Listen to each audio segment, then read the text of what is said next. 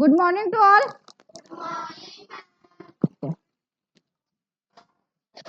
आज आपकी संस्कृत की है फर्स्ट क्लास है ना, ठीक है। तो सबसे पहले आपकी जो संस्कृत की जो पाठ्य पुस्तक है जिसका नाम है सुप्रभातम संस्कृत पाठमाला, यू नो, ठीक है, सबके पास है ये, ठीक है। सुप्रभातम संस्कृत पाठमाला ये आपकी संस्कृत रीडर की बुक है, आपका बेसिक है। तो सबसे पहले इसमें हम क्या पढ़ेंगे, स्वर और व्यंजन पढ़ेंगे। आपका जो फर्स्ट चैप्टर है वो स्टार्ट करें। अच्छा, हिंदी में स्वर और व्यंजन सबने पढ़े हैं? हिंदी में स्वर कितने होते हैं, कितने होते हैं हिंदी में कितने होते हैं? 11 11 ना, 11 या कितने होते हैं? 13 11 होते हैं, ठीक है। और व्यंजन 33, ठीक है। सेम हमारे संस्कृत में भी क्या होते हैं, स्वर और व्यंजन होते हैं। जो हिंदी में होते हैं वही होते हैं, थोड़ा बहुत अंतर होता है, ओके। तो हम सबसे पहले आज पढ़ेंगे स्वर और व्यंजन। सबसे जो आपका फर्स्ट पार्ट है, क्या नाम है आपके पाठ का? संस्कृत वर्णमाला। ये संस्कृत वर्णमाला हमें पता होना चाहिए ना। जब हिंदी में हम रीडिंग करना सीखते हैं तो सबसे पहले हमें वर्णों का ज्ञान होना जरूरी है, यस। सबसे पहले जब हम शब्द बनाते हैं, वाक्य बनाते हैं, तो हमें स्वर और व्यंजन आने चाहिए, तभी तो आप रीड करते हो। हिंदी तभी समझ में आती है ना, हमें स्वर और व्यंजन की पहचान होती है, फिर हमें मात्राओं की पहचान होती है, फिर उसके बाद हम 2 शब्द यानी कि 2 अक्षर के शब्द रीड करते हैं, फिर 3 के, फिर 4 के, फिर मात्राओं वाले। उसी प्रकार संस्कृत में भी सबसे पहले हमें स्वर और व्यंजन की पहचान होनी चाहिए। क्लियर कि संस्कृत में स्वर कितने होते हैं, व्यंजन कितने होती है, हमारी वर्णमाला क्या है। तो हमारा जो फर्स्ट पार्ट है, फर्स्ट चैप्टर है, वो संस्कृत वर्णमाला है।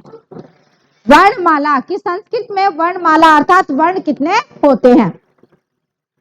माइंड में आता है ना क्वेश्चन कि हिंदी में तो हमें पता है, संस्कृत में भी हमें पता होना चाहिए। तो आज का हमारा यही टॉपिक है कि वर्ण के बारे में पढ़ेंगे हम। वर्ण हमारे कितने होते हैं, स्वर होते हैं, व्यंजन होते हैं, वो कितने कितने डिवाइडेड होते हैं। क्लियर, ओके, स्टार्ट करते हैं। सबसे पहले आप देखो वर्ण।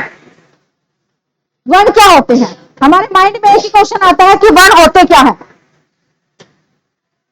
क्या होते हैं वर्ण। अब वर्ण किसे कहते हैं?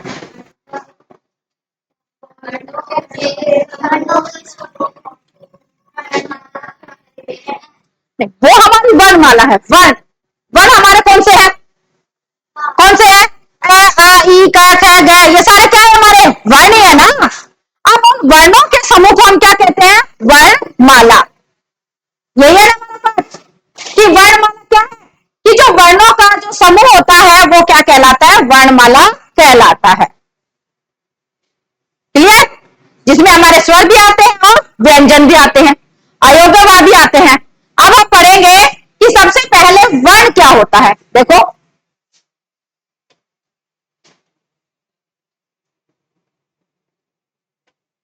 वर्ण, वर्णों के समूह को वर्णमाला कहते हैं। भाषा की मूल ध्वनि जिसे खंडित न किया जा सके।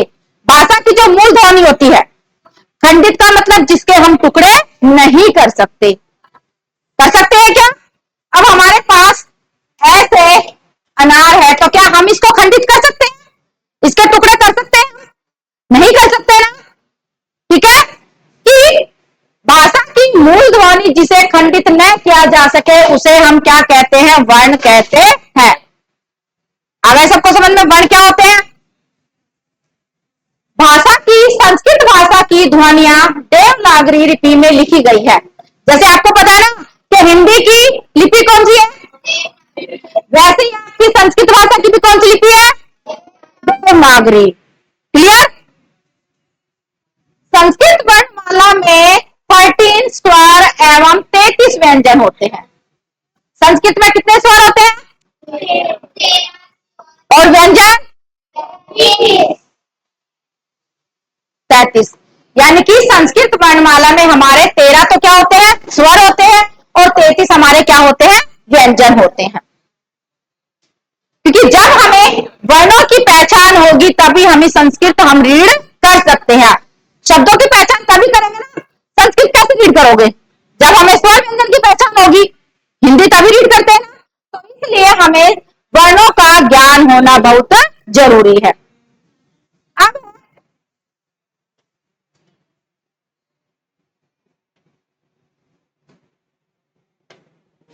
यहां पर है, देखो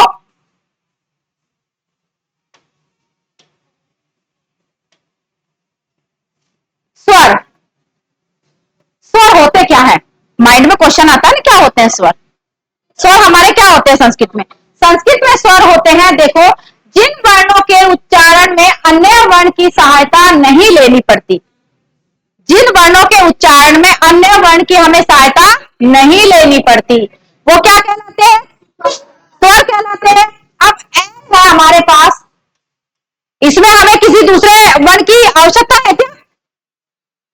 है कि हम इसे बोलने के लिए किसी दूसरे वर्ण का उपयोग करेंगे? नहीं ना। यानी कि ये अपने आप में क्या है?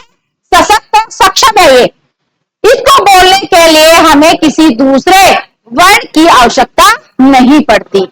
तो ये क्या कहलाते हैं? स्वर कहलाते हैं।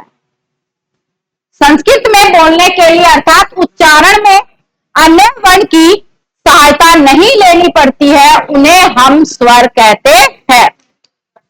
क्लियर? ओके। अब देखो, अब यहां पर स्वर हमारे, देखिए स्वर है हमारे पास, यहां पर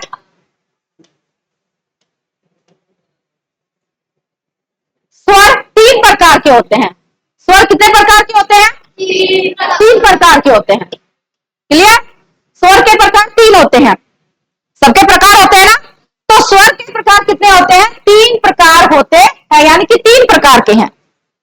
राइट? फर्स्ट है हमारा हास स्वर, जिसको हम शॉर्ट वॉवल्स बोलते हैं। सेकंड है हमारा दीर्घ स्वर, दीर्घ यानी कि लॉन्ग, जिसको हम बड़ा, जैसे आ हमारा क्या हो गया? दीर्घ हो गया, जिसमें मात्रा का समय लगता है, जिसमें 2 मात्राएं लगती है। और हास स्वर में एक भी मात्रा नहीं लगती। लग रही है क्या? बताओ, ये हास स्वर है। हास स्वर कितने होते हैं हमारे? ई उ री ल, इनमें कोई मात्रा नहीं है। जिनको बोलने में अगर हम परिभाषा करेंगे, मैंने पूछा हास स्वर क्या होते हैं, तो आप परिभाषा क्या बोलोगे? कि जिन शब्दों का उच्चारण करने में कम समय लगता है वो हास स्वर कहलाते हैं। और हास स्वर की संख्या कितनी होती है? कितनी है? 4 है, 5 है? 5 है। ठीक है, यानी कि इनकी संख्या कितनी होती है? 5। मैंने आपसे क्वेश्चन किया कि हास स्वर की संख्या कितनी होती है, तो कितनी बताओगे? 5। कौन कौन से?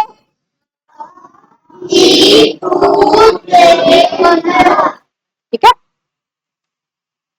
आ ई उ री ल, कौन से स्वर कहलाएंगे?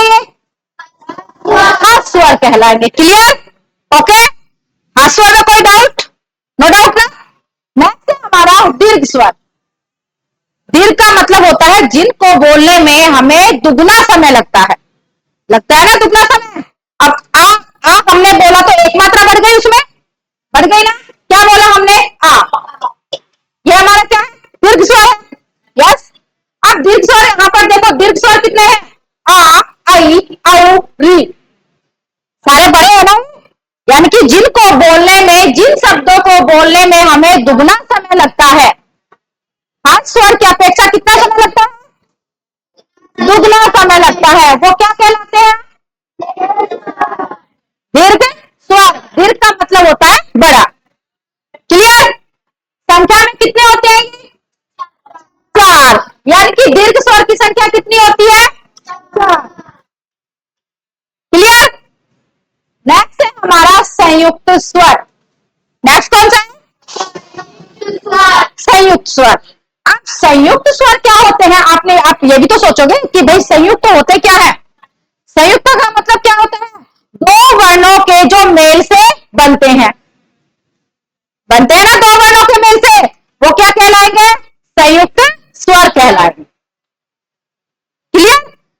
दो वर्णों के मेल से जो वर्ण बनते हैं वो क्या कहलाते हैं? संयुक्त स्वर कहलाते हैं।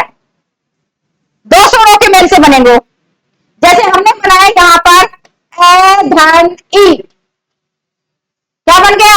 ए, यानी कि दो स्वरों का क्या हो गया? मेल हो गया ना, दोनों के मेल से क्या बन गया? ए बना है। ठीक है, तो उसी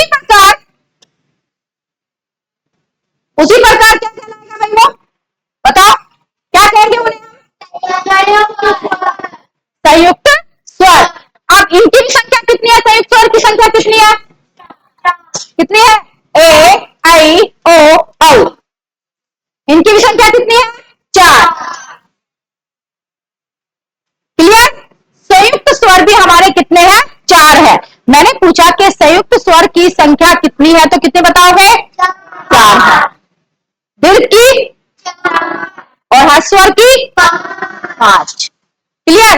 अब देखो, अब है व्यंजन। व्यंजन क्या होता है? माइंड में क्वेश्चन आता है ना, व्यंजन। आपको ये तो पता है कि व्यंजन तो भाई हमारे कौन से होते हैं? क, ख, ग, घ, ये हमारे व्यंजन होते हैं। व्यंजन हमारे 33 होते हैं। लेकिन इसकी जब हम परिभाषा करेंगे तो क्या होगा? जिन वर्णों का उच्चारण स्वरों की सहायता से किया जाता है वे क्या कहलाते हैं? व्यंजन कहलाते हैं। इनका उच्चारण किसकी सहायता से होता है?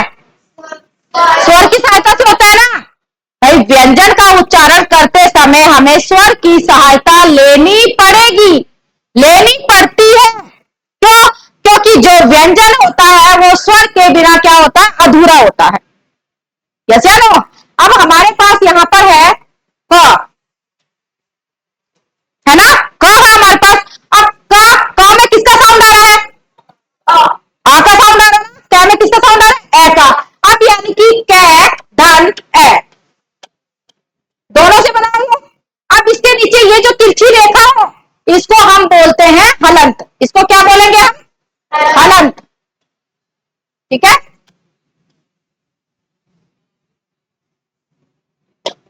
कै के नीचे ये जो तिरछी रेखा है इसको हम हलंत बोलते हैं। क्या बोलते हैं? हलंत। हलंत का मतलब है कि कै हमारे पास आधा है, आधा है ना, क्योंकि इसमें किसका साउंड है? आ का साउंड है। और कै धन ए मिलकर क्या बनता है? क बनता है। क्लियर? पता लग गया कि व्यंजन क्या होते हैं। व्यंजन की परिभाषा कौन बोलेगा? सारा?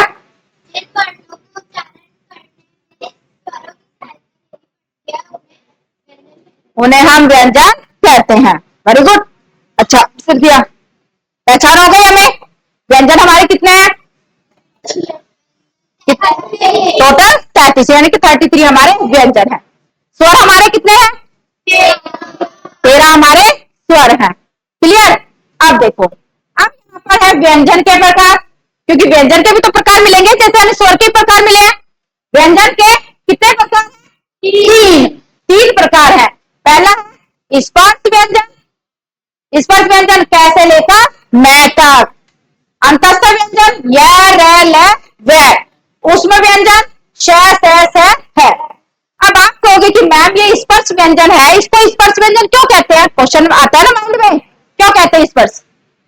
किसी के पास आंसर है? क्यों कहते हैं? आपने पढ़ा है ना हिंदी में, व्यंजन पढ़े हैं ना। इसको हम स्पर्श व्यंजन क्यों कहते हैं? क से लेकर मैं तक सारे स्पर्श व्यंजन कहलाते हैं। क्यों कहलाते हैं? क्यों कहलाते हैं? क्योंकि इनको बोलते समय हमारे शरीर के जो भाग होते हैं हमारे मुख के अंदर से, वो किसी ना किसी अव्यय को अर्थात किसी ना किसी शब्द को टच करते हैं। हम बोलते हैं ना, हमने बोला क, तो क का साउंड कहां से आया? कंठ से ना, कंठ से आया, यानी कि अंदर से निकल रही है।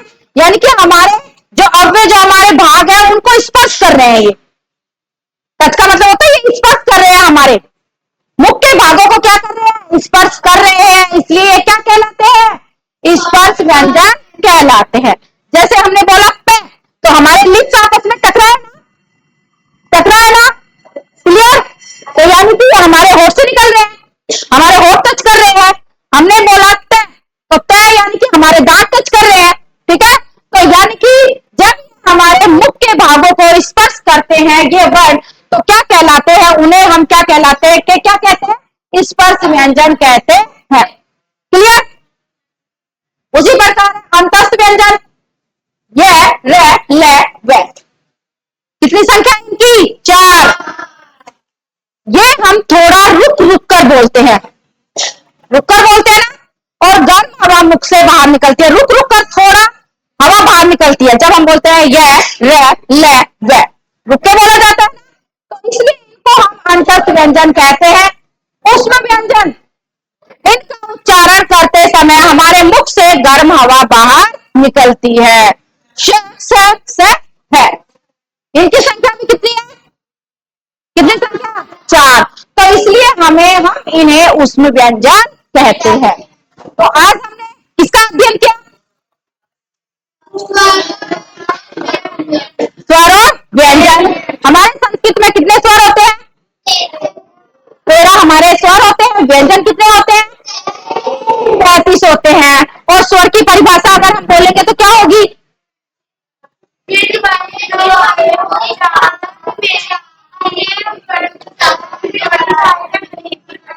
यानी कि जिन वर्णों के उच्चारण में हमें अन्य वर्ण की सहायता नहीं लेनी पड़ती वो क्या कहलाते हैं?